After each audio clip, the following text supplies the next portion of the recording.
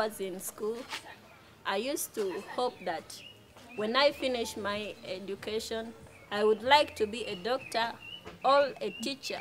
Because here in our village, we don't have enough doctors. Lack of higher education attainment for girls has serious consequences for development and gender equality. In Uganda, enrollment of girls in secondary schools is still low in spite of the various interventions by government and other players. Only 2 out of 10 girls who should join secondary school are enrolled.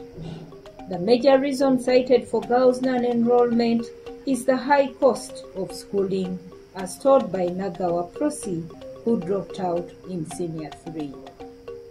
When I was in Senior 3, my mom used to be a farmer. He used to grow maize and he sold it to the nearby village. But time came when he felt sick and she couldn't cultivate. So we decided to drop out from school. And even you saw my young sister.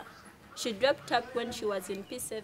When girls drop out of school, they are not only exposed to early sexual activity, but they are deprived of opportunity for economic empowerment.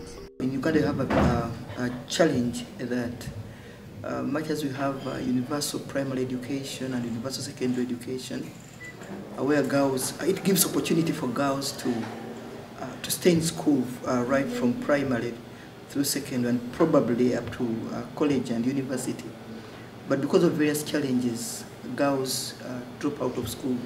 The completion rate of girls compared to that of boys is low. And this is because there are so many factors. One is begin with the society's attitude towards the education of the girl child.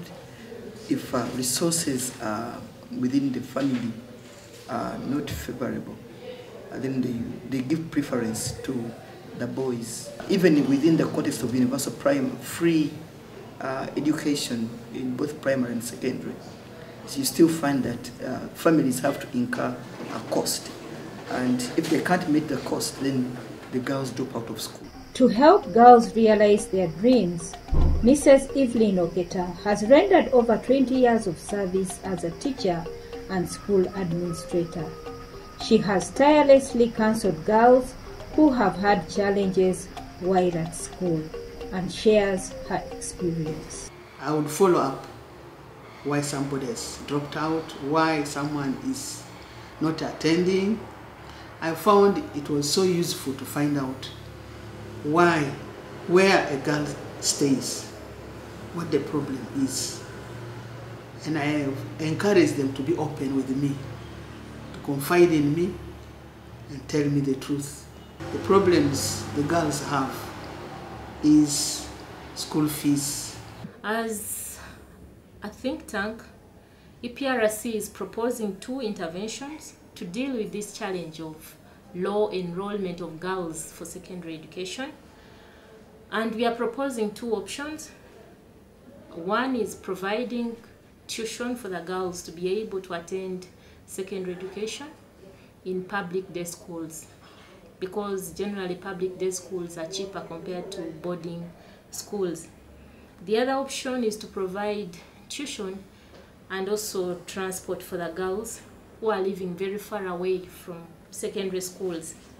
It's our hope these 2 interventions, if undertaken, will increase the enrollment of girls. As a parent, from experience, for example, I have studied in long distances, walking a long distance from my own home to my school, and I don't think that has really had much impact on the level of my studies. But I think the most critical thing is actually the fees that you pay to school. So to me, the option of really providing tuition counts a lot.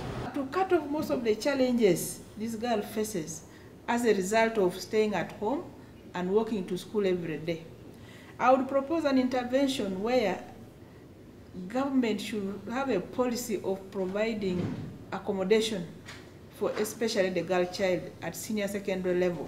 Other effective strategies and incentives that can be adopted to improve girls' education include scholarship programs such as the MasterCard Foundation Scholarship Program implemented by BRAC Uganda. Mr. Mahmoud Hassan, the program manager, elaborates. We are targeting actually 5,000 scholars in Uganda in next 8 years. This year we have taken 600 students. In O level we have taken 485, and out of the total students, say 485, 58% are girl students, and in A level 31 point something is girl student. And we give holistic support to our scholars, including learning materials, tuition, boarding, lodging cost, and pocket money. And also we have mentoring support program for the scholars. We will connect them to tertiary education provider like Makerere University in Uganda, then some universities in South Africa, Ghana, there is Ashesi University, and some universities in Latin American countries and also America and Canada. And I agree with EPRC that they have talked about the transportation. That is a great issue, I think, in Uganda, because people are staying in far away areas. Increasing girls' education is a more effective way of reducing poverty and ensuring improved quality of life. With a girl who has gone to school, a child who has been to school will want to have a family that she or he can manage. So this is one of the areas that could be addressed also by keeping these children at school. The government of Uganda should therefore support interventions that are based on evidence and successfully tested elsewhere to retain girls at school.